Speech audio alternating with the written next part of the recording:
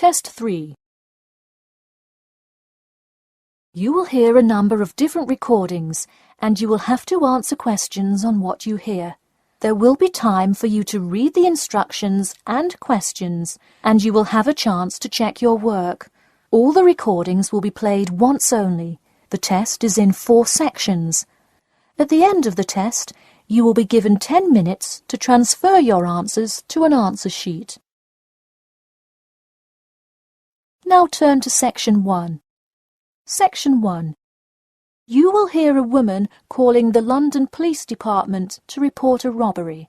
First, you have some time to look at questions 1 to 4.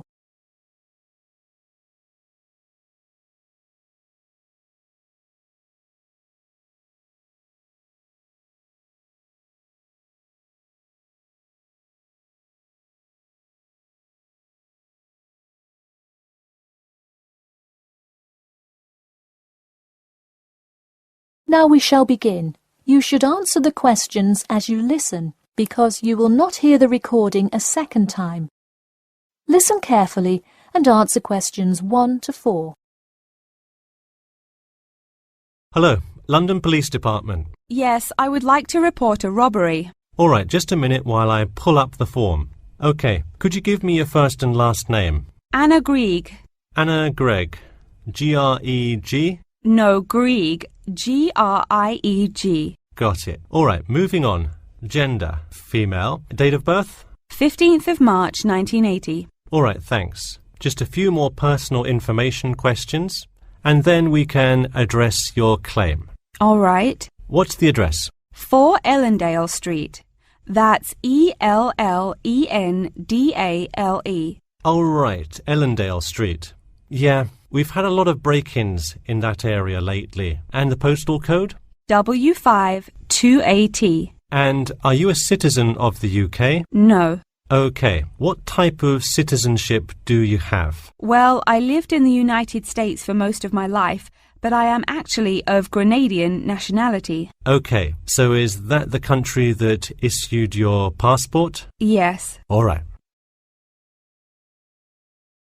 Before you hear the rest of the conversation, you have some time to look at questions 5 to 10.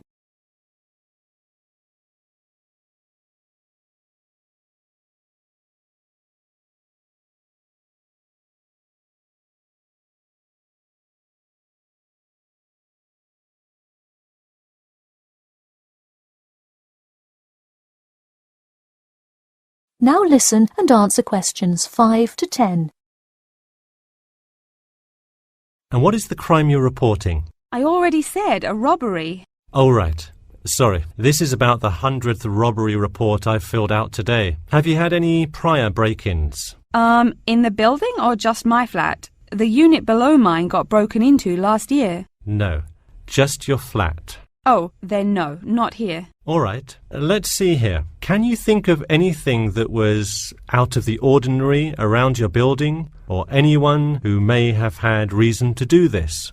No, it seemed like just a normal evening. I didn't see anyone suspicious and can't think of anyone that would target me specifically. How long has this been your place of residence? Let me think. I moved in on February 1st and it's October, so it's been about 8 months already. Wow, time flies. And that is just for Ellendale, yeah? Yes, I have lived in the UK for just over 1 year. I see. Can you give me the first and last names of all members of the household? Actually, I live alone. OK, so no other occupants. And can you give me a brief account of what happened? I left to go to a dinner party at 6 p.m.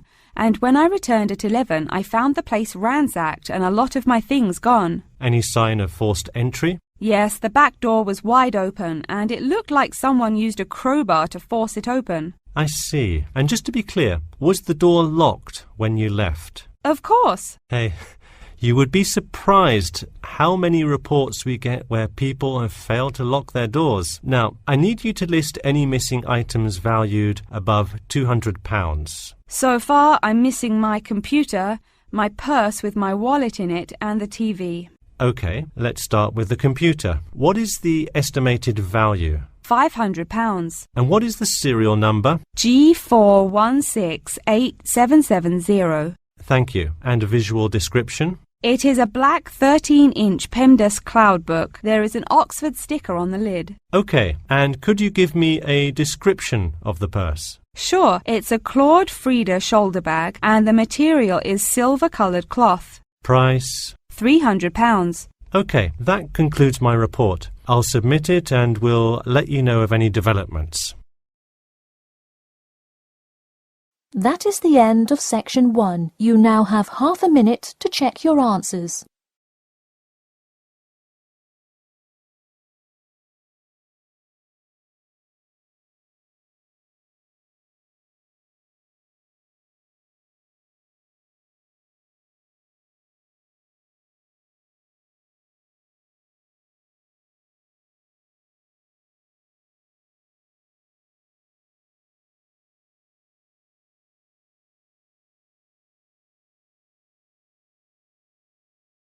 Now turn to section 2.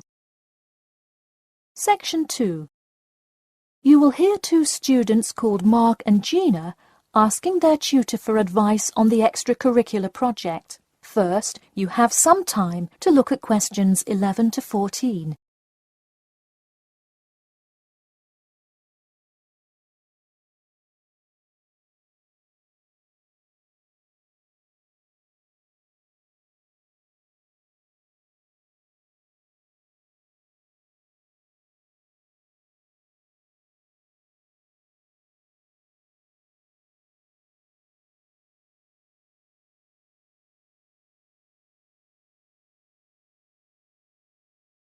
Now listen carefully and answer questions 11 to 14.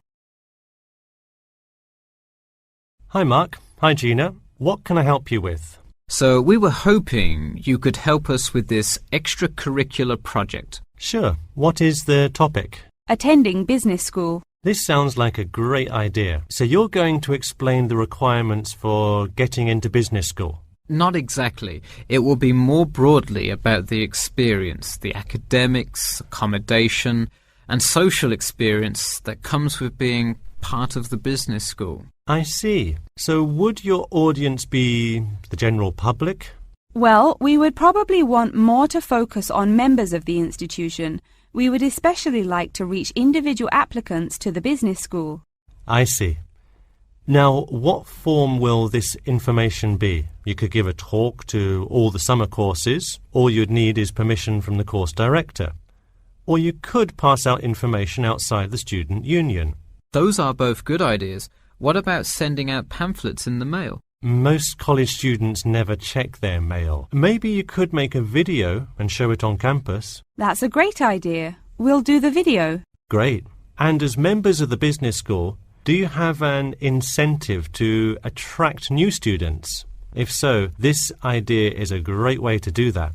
No, the idea actually came about because of how much students like us worry about their studies. Yeah, when I got into business school, there were a lot of things I had not prepared for, so the video would cover a lot of things Mark and I wish we had known upon entering business school. Right. Before you hear the rest of the talk, you have some time to look at questions 15 to 20.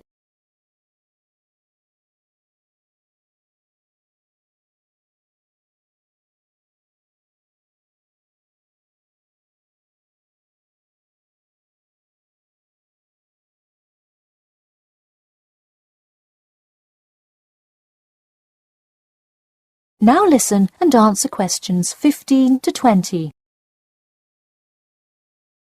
What would you talk about first? The first and probably most important section would be academics. Good idea. So, would you provide guidance on what courses to take? We want to focus especially on the approaches professors take, their teaching methods. It is far different than what students are used to in high school and even in liberal arts college. Good idea. And how long do you think you would spend explaining academics? We'll probably spend 7 minutes on it. We also have some ideas for talking about housing, food options and stuff like that. We're not really sure how to tie it all together though.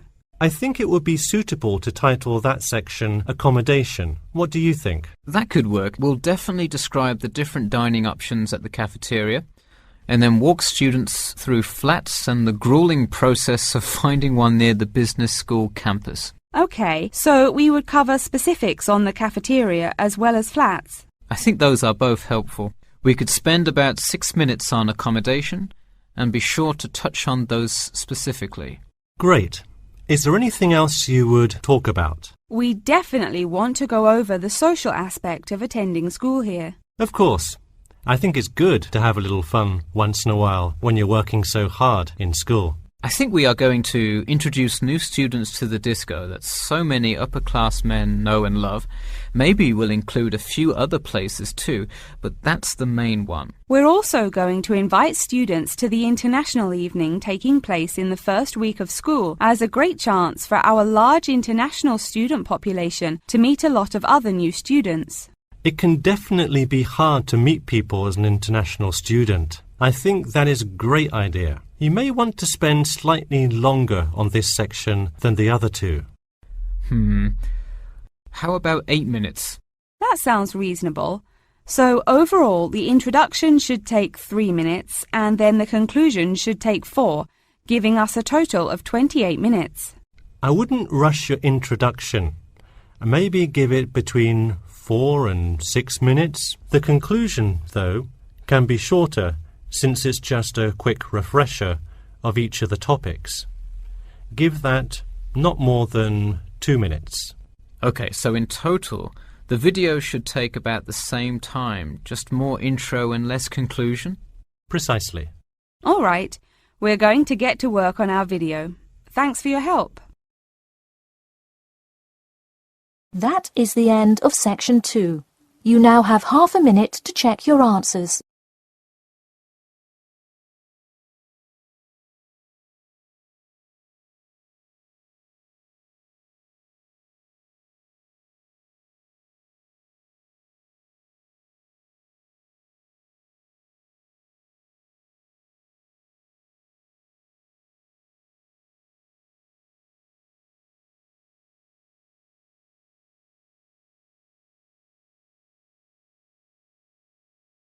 Now turn to section 3. Section 3. You will hear a student called John talking to his classmate Danny about the details of his research project. First, you have some time to look at questions 21 to 26.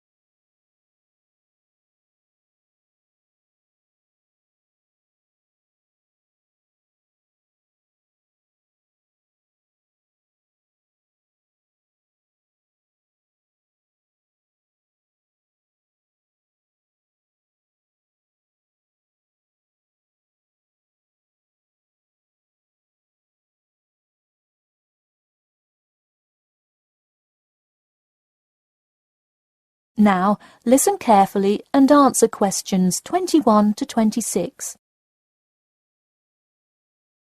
So, tell me about your research project, John. I created a questionnaire for the study to determine people's opinions of the relative feasibility of earning a living in Brisbane. Oh, cool. How is it scored? Are they all multiple choice questions? Well, the questions consist primarily of yes or no responses. There are 2 free response questions at the end. Participants will use a computer to fill in their answers. That way, it is really easy to analyze the data afterward. Great. It sounds like you have a pretty solid idea of what you should do. Just don't forget to submit a copy of your plans to Professor Curran by the 15th. Oh, I almost forgot. You don't do it for the high grade or a praise, but he can review and give you feedback. Right, that will be helpful. He has been conducting studies like this for 30 years now. Yep. Oh, and I'm curious. Are you going to be in the room giving subjects directions for the questionnaire? Well, I think the instructions will be provided by another representative who will not be analysing the data. I want them to feel they can answer and be completely anonymous, so I will not be in the room. Anonymity is really important for this study. I agree. Good idea. You should tell the representative to remind subjects to fully consider both sides of each issue. Sometimes it's really easy to immediately check yes or no without stopping to think about it completely. That's so true. It's like a race to finish the questionnaire first or something. I'll make sure to include that in the instructions. This report has to be perfect. Wow, what's the big deal? I know it's part of your grades and all. Well, it's that, but also a well-executed study could grab the attention of faculty in the department, which would be a huge deal. So, for attention? No, silly. I mean, I could really gain the respect of professors who may later take me on as a graduate student in their labs. Oh, I see. Before you hear the rest of the talk, you have some time to look at questions 27 to 30.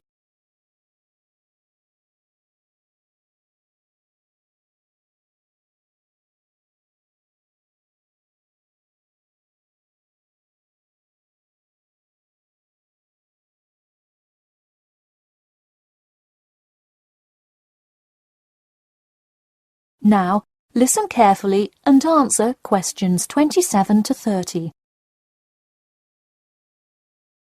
Let me take a look at the survey.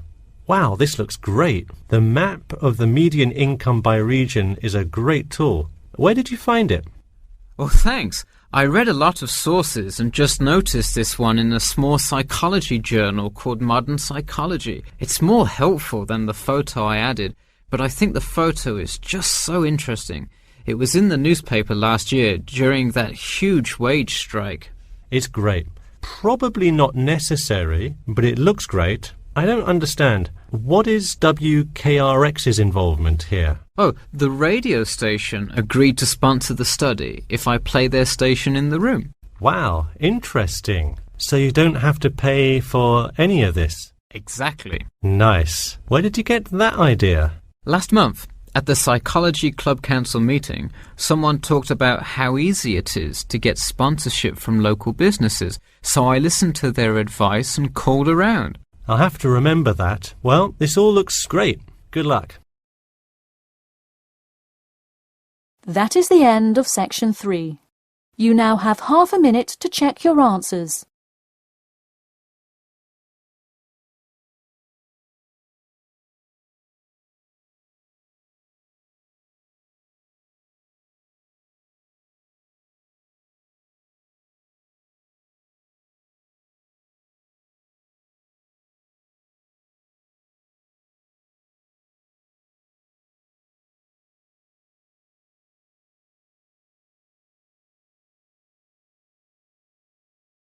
Now turn to section 4.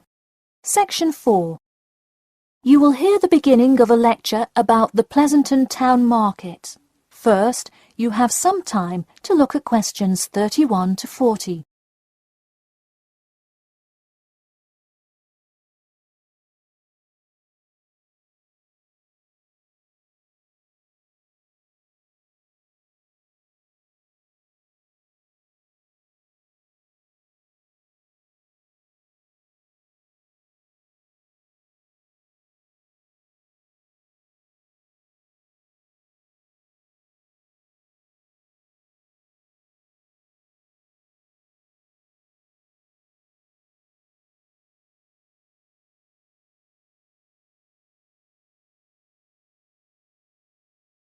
Now, listen carefully and answer questions 31 to 40.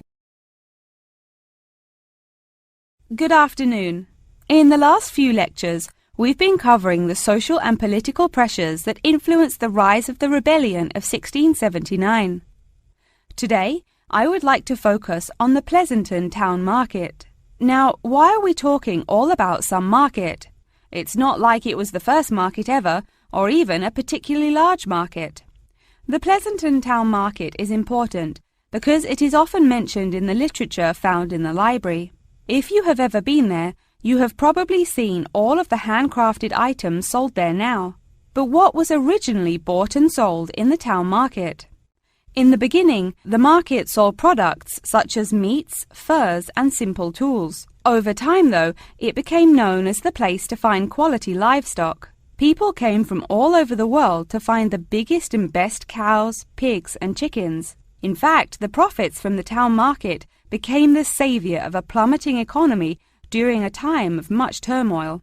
Not to be confused with the Reconstruction era, a period of rapid development came about in the 1660s as a result of the market's vendors contributing their profits to building up much-needed public facilities and defense, which would later make a huge impact on the outcome of the war. For many years the market flourished and began to draw in large tourism crowds in addition to the throngs of livestock customers. However, as revolutions in farming came about, more people moved to farms far from the city centre. Customers grew more and more reluctant to travel all the way to the town centre for their meats, when they could easily choose to buy from local farmers near them for a fraction of the price. With such a fall in the profits of the town's major profit generator, some quality town planning was needed. In the mayoral election of 1668, a young man of little fame just barely claimed the popular vote, none other than the now legendary John C. Wiley. Wiley's first decision as mayor of Pleasanton was to deal with the quickly failing town market. The building with the large clock was a landmark that had symbolized growth in Pleasanton for a generation. Wiley decided to use the notoriety of the town market to set an example. During the historical Rotterdam Rebellion, Wiley gave all those involved lifetime prison sentences in the very same building. It stayed a prison for about 50 more years until they transported all remaining prisoners to other facilities and turned it into the historical monument today.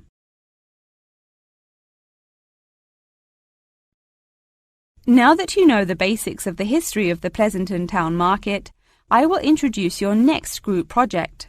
I want you to make a short film based on the real historical events that occurred in Pleasanton before and during the uprising. I will give you some class time to look through the library's reference section, but you will be responsible for conducting further research outside of class. I suggest starting by looking for information on the market itself.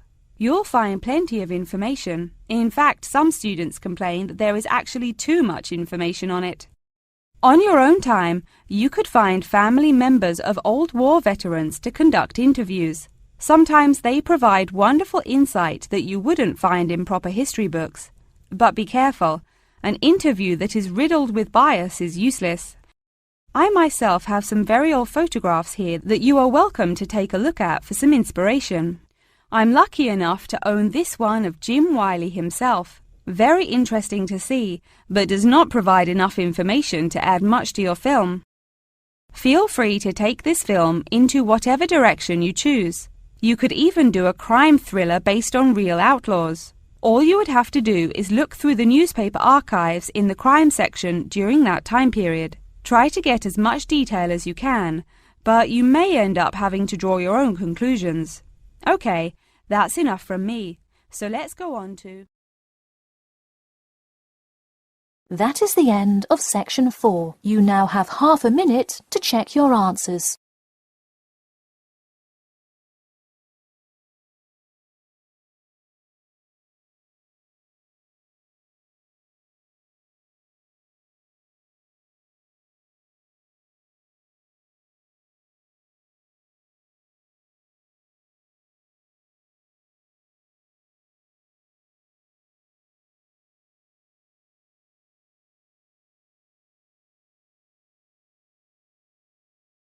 That is the end of the listening test. In the IELTS test, you will now have 10 minutes to transfer your answers to an answer sheet.